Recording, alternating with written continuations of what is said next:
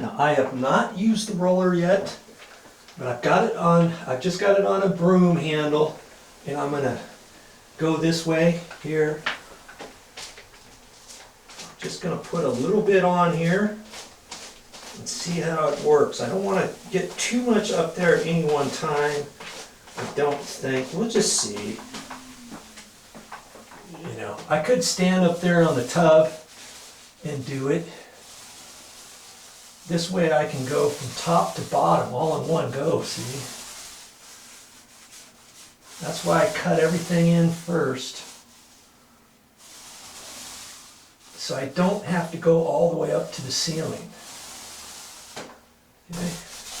Now with the sponge roller, if I want to press a little bit harder, I can. Maybe for the last little bit, but I don't want to press too hard when I have the sponge full of sealer, else it's going to run all over the place.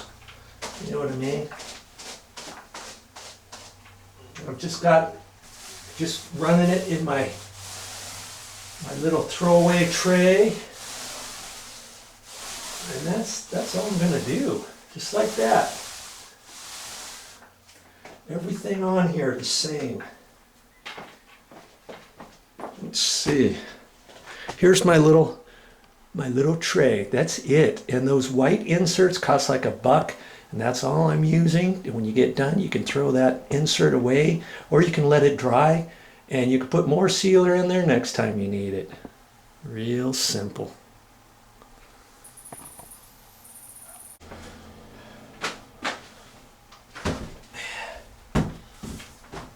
When you're doing this sealer, hopefully you got some windows open or something, because it's kind of smelly depending what kind of sealer you get at the store.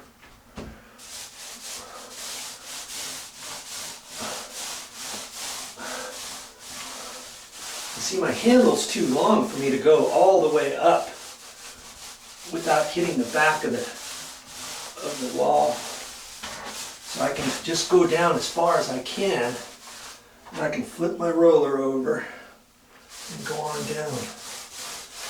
Okay.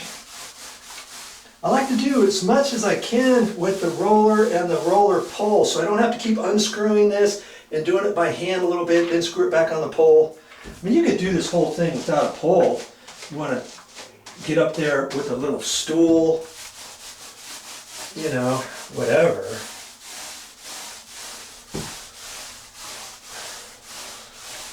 But I just get used to running the entire handle.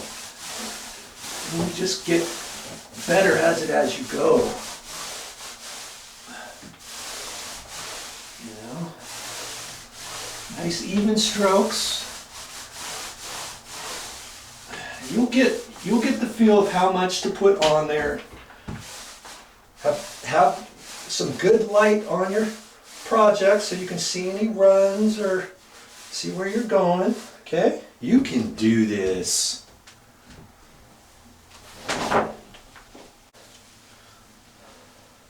I think I like this little sponge roller. A little bit more of the wall to do. That's why I like to use an extension rod on my roller. Way easier. I don't have to bend down, up and back and forth. Just do it this way. There.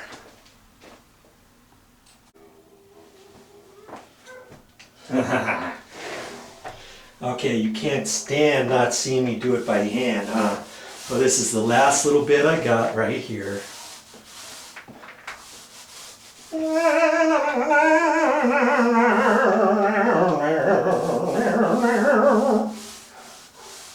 Yeah. There it is.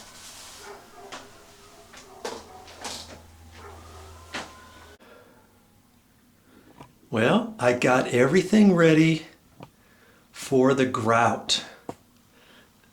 Now that's something I just learned. Limestone, you have to seal it first. You better be safe than sorry after you put the grout on. You don't want that grout to damage or mar up your your tiles, okay? Now that's just for limestone, I understand. You got any questions? Check with your local hardware salesman.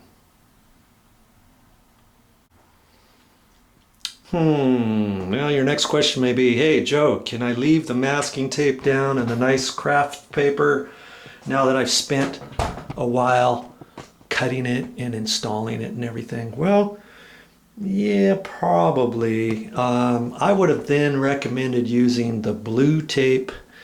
I don't know exactly when I'm going to be back to put the grout up. It might be a few days from now, so I'm going to pull this plastic or this craft paper up for now, wipe around the edges, make sure I didn't get any dribbles leaking through the masking tape. I don't think I did. I was really careful. That's why I didn't want to saturate the bottom tiles for it to then get back underneath the masking tape and mar up the top of the tub edge. Okay? Have fun with your project. Well, it's a good thing I read the directions, because it said after you wait 3 to 5 minutes before it dries, wipe off the excess with a clean white towel. So that's my last step. I've got to do that now before this dries. Well, that worked out really slick. I ended up just pulling the masking tape right off the craft paper, and I'm leaving the craft paper there for next time, because then I'm going to have to hold the masking tape back just a little bit to allow so that the grout can fit up underneath there, you know what I mean? And along this edge. So I'll put the masking tape maybe, you know, a 1/16 of an inch off that edge, or an 1/8 inch. At least it won't get much on there, and after I put the grout on there, then I can wipe it off with a damp sponge or something.